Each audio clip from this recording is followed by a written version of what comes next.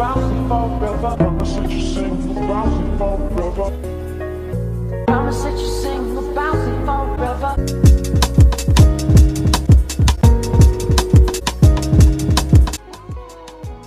So all you would need to do is go to VieIsme.com, vieisme.com, and that's where you will find everything about Memoirs of a Forgotten Child and also what I've been up to.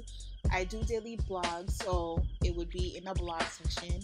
I also do YouTube videos, so it would be in the YouTube videos. And for the book, you can either go to the book, which details what's inside the book and the reason of it coming into existence. And if you already know all that because you watched all my YouTube videos, then you go to the store tab. And at the store tab is the back cover and the front cover together. And you will just click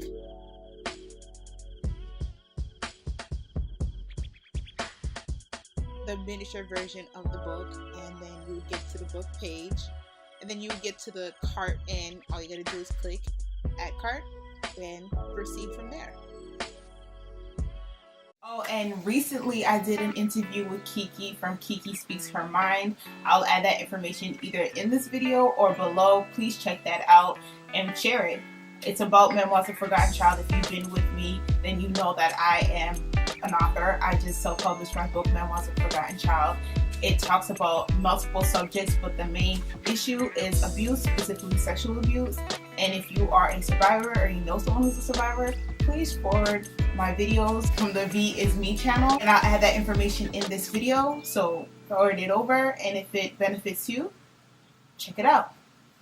So this video is going to be about black men in drag, and I know this isn't a topic that is far-fetched, nor is it a topic that has been skewed over. People have been talking about this for the last 3 years now, and I guess I want to take my spin on it and how I perceive men in the media, black men who are in drag, who are cross-dressing as the term is, and how it slights both sides of the gender.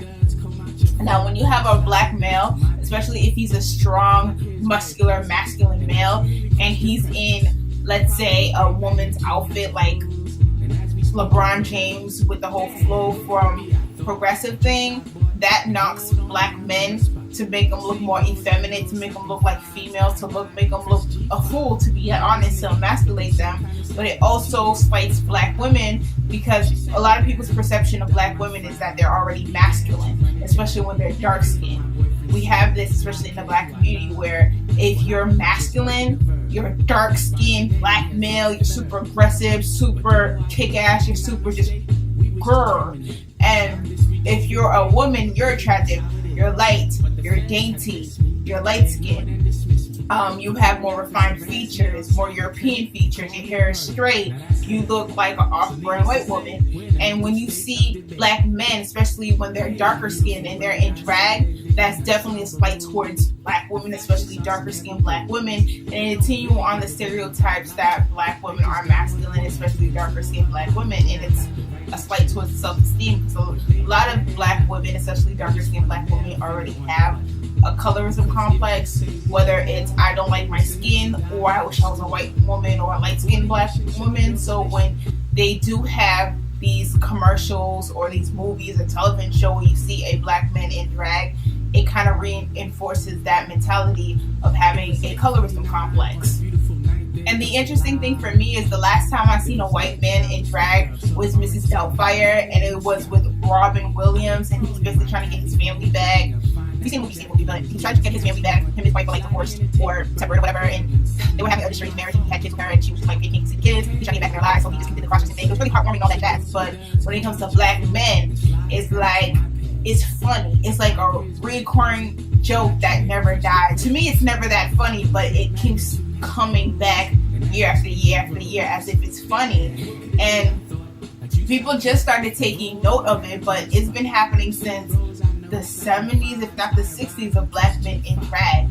Why isn't the joke over? Like, we've seen enough black men in drag, like, it's just not that funny. You know, when you hear a joke once, it's funny, twice, you do a little chuckle, third time you're annoyed. It's like, it's been overdue. The joke is worn out and it still keeps on happening. So it's not a joke. It seems to be initiation. It's something that you have to do if you want to have longevity. Because now I see women are mad at masculine now. I see a lot of women who have posture like men, talk like men, act like men, have the same mindset as men. I mean, you have Steve Harvey saying think like a man. And I get the concept he was going with, you know, think like how a man pursues things, think like a man how he navigates and how he figures things out and how to get into his mindset where you're not being played and you're on equal terms. But when you're a woman for a reason. There's a reason why you have a uterus. Like, why would you think like a man? If anything, you think like a smart woman. But you see a lot more women now. It's like to be a real woman, to be a woman who is empowered, a woman who sets her own destiny, a woman who relies on her own strength. You have to be masculine with it. There's no. I remember Eve's whole thing was, I'm a pit bull in a skirt. Putting it down, rough riders putting they work, snatched up the illest pit bull in the skirt. And that used to be cool to me. That used to be cool to a lot of people, actually. That she was just this rapper. She was cute. She was feisty. You know, she can hang with the boys. And that was her whole thing. And that was like a soft core angle. It wasn't as hard. But you could see that model that you wanted to form yourself after is be tomboyish. It's to be kind of masculine. To be able to roll with the dudes and not be feminine because that's weak. It seems to be being a woman who's feminine is weak. You have Lil' Kim in her part in Get Money with Biggie.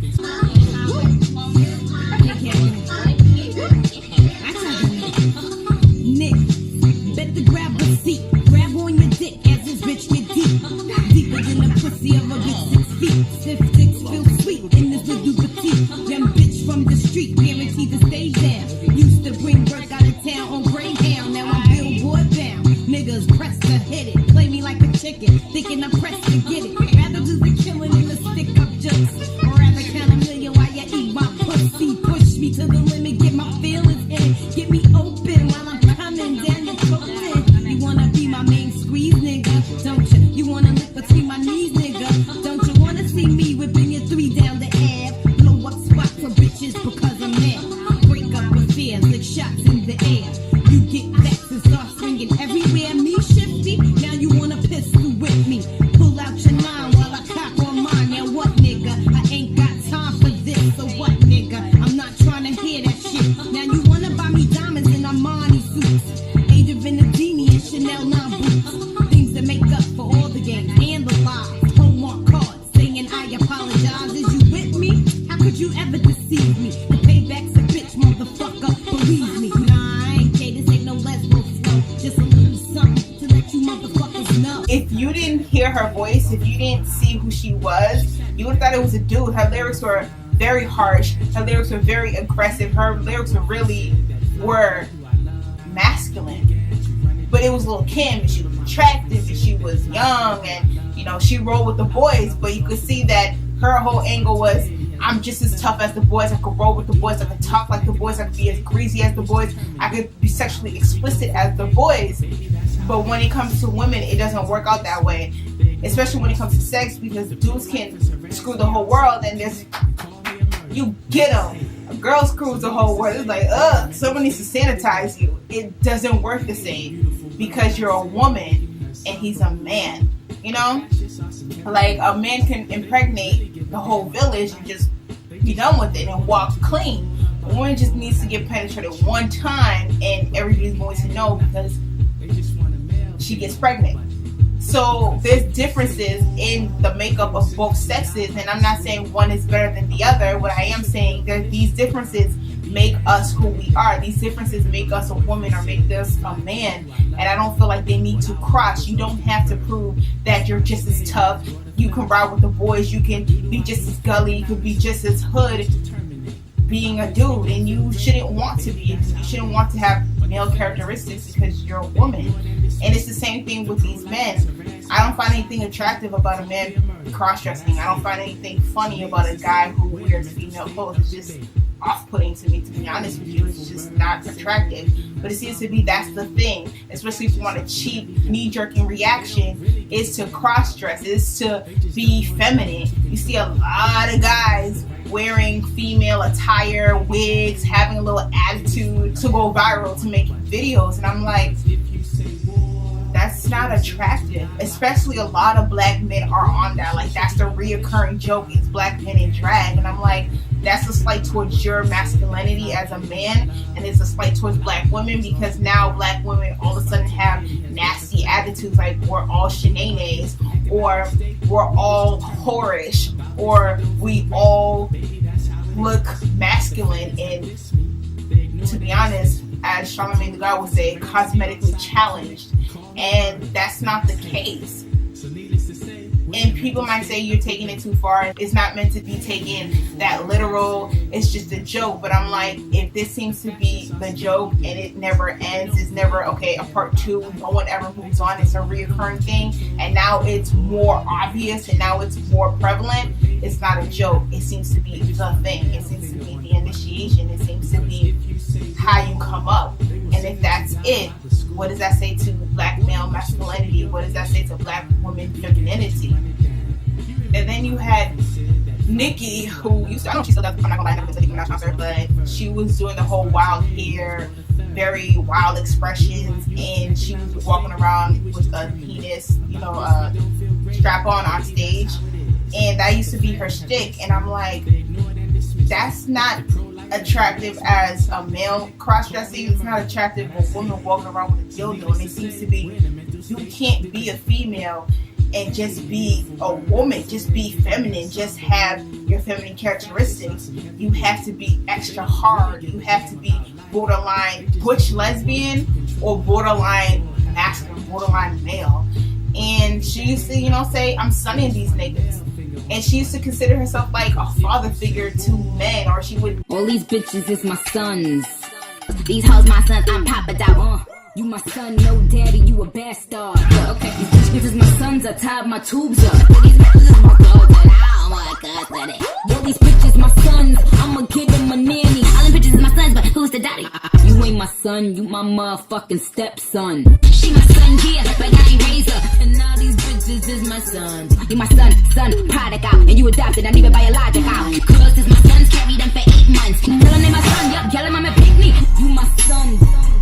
In this bedtime. Go to that she's just as good as men, and men should take her direction and she can lead men. And I'm like, you can't. And I see a lot of men who gig to her music, who vibe to her music, and they look at her as some sort of leader, and I'm like, that's not what male leadership should be. That's really dysfunctional. Men who are okay, not living their purpose, not providing, not protecting, just laying up under a woman, taking a woman's leadership, not being a masculine male, and it is okay. You see women who are told that, to be a real woman, to be a feminist, to be a woman who's empowered, you just have to take the reins and you have to do things just like men or better, that you have to be just as non-emotional and just as stoic and just as vicious as a man. And I'm like, that's the thing that separates us as sexes. Women are supposed to be feminine, and there's nothing weak about your femininity.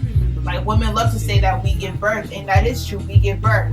That's something a male will never understand, and that takes a lot of strength. Not every woman even experiences childbirth, and not every woman wants to experience childbirth.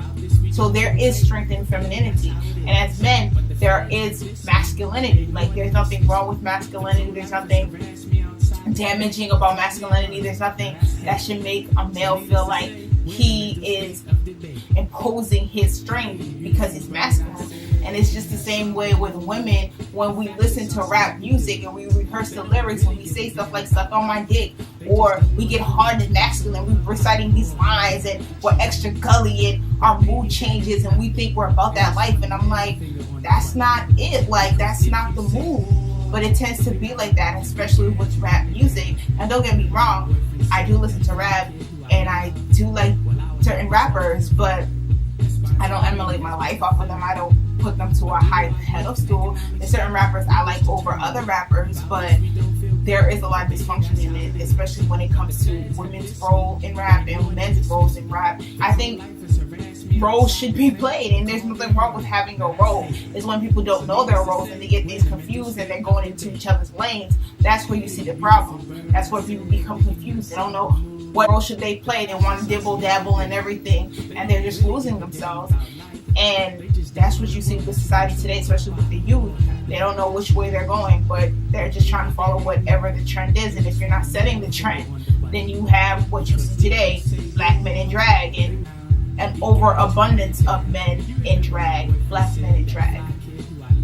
When those two cross, it becomes dysfunctional, and you see it throughout the lyrics, you see it throughout stage presentation, and you see it within society. You see girls willing to fight, willing to go extra hard, willing to beat each other. I mean, the most vicious fights I've ever seen were not two guys, were two girls. Like, girls will go for your life. Like, they will try to annihilate you. Where guys, like, they could fight, and then a couple weeks later, they can just kiki and get a beer or something. Girls, I resent you for the rest of my life. And it's those crossing of those energies, the male energy, the female energy, and you see that within society, especially with the youth. Lastly, you see this with like the newest women to go down this path of being masculine and stage low. When she first came out, everybody was like, oh, is she a lesbian? Is she bisexual? And most people assumed that she was, and then later on in her career, she kind of changed up her look. She looks more feminine, and she's with a rapper, I think Lil Durk or whatever, and she looks cute. I think she is attractive, but her lyrics, I remember in her first song, Try Me, she was talking about killing dudes, and she was extra masculine with it. Let a nigga try me, try me. I'ma get his whole motherfucking final. And I ain't playing with nobody. Fuck around and I'ma catch a body. Let a nigga try me, try me. I'ma get his whole motherfucking final. And I ain't playing with nobody. Fuck around and I'ma catch a body. Bitch, I got the mag or the 40. Turn a bitch to some macaroni. Tell me how you want it. I'm on it. I really mean it, I'm just not recording. Then they'll go to chopper for all you oppas. Leave a bitch, nigga, head imposter. You are an imposter, ain't got no money. Put the burner to his tummy and make it bubbly. I really hate niggas, I'm a Nazi. And it's just this whole thing of, I gotta be a killer too. I gotta be a gangster too. I gotta be a thug too. I gotta be extra ruthless too. And I'm like, why as women, our strength comes from being like men? Why is it as women, our strength comes from being as ruthless as men? Like, don't get me wrong, I don't give a dude a pass because he's talking this gangster stuff. He's talking about killing people, because that's not cool.